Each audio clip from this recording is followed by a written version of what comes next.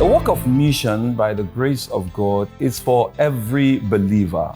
Everyone that is called as a Christian, you are called into a work of mission, because every believer is a missionary and every unbeliever is a mission field. So every believer is called into the work of missions.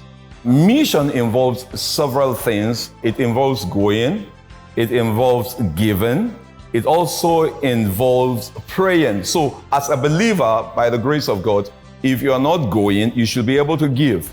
If you can give, you should be able to pray. So every believer is expected to be doing the work of mission, because that was ab initio what Jesus was doing while he was on the surface of the earth. I used to follow Capro into some of their mission activities. Some of the experiences one have had in traveling was the longest one I have done so far. Engaged in mission was the one I traveled to Guinea Conakry.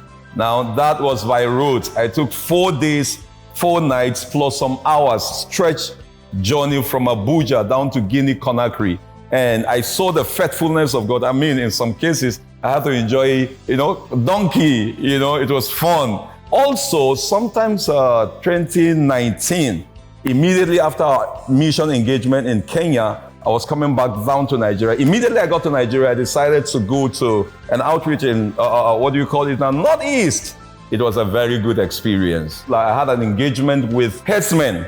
They arrested us, took virtually everything we had. We were there on the floor while they were contemplating on what to do to us. I prayed to God, I said, Lord, if dying will give you glory, take it. If staying alive will give you glory, take it. It wasn't long. Suddenly, police just appeared from nowhere, and there was an exchange, gun battle between the police and the herdsmen. It lasted for about 15-20 minutes. And all of a sudden, the policemen ran away. We were just there between us and them. Brother, you cannot just tell what happened. That guy came again. He said that we should kidnap 2 or 3 and go. But one way or the other, the Lord delivered us. The boss came and said to them, hey, Kabanu, give me your phone, give me your phone. The guy said, what does that got to do with me? In Hausa. Suddenly, the next thing we saw was that, the boss just held him like this, like a policeman would arrest somebody, and they were just walking toward the bush path. And that was the last of them that we saw. Is it to tell you about Cameroon, how I have to be on a high sea, on a speedboat for about 7-8 hours. And, it was raining. And all of a sudden, the fuel in the speedboat got finished. I just tell the Lord, take control. And suddenly we saw somebody coming from Bakassi who brought the fuel to us, and we're able to proceed from where we are to where we were going. RCCG has been a blessing to the world. For a church to have spread to over 197 nations tells you of what RCCG is doing. The places where the devil was, dominating, suddenly, immediately we get there, the missionary get there, light shone, and everything changed within that site. But for the person who really want to go, who want to be involved directly into mission, number 1, let there be a determination in your heart.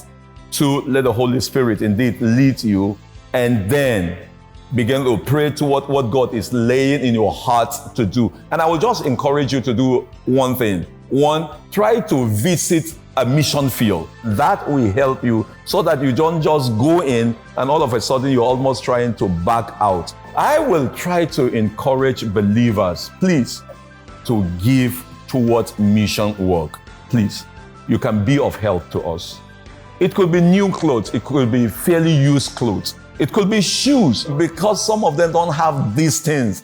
It's a thing of joy for them. So, beloved brethren, please be of help to us as we reach out to these people.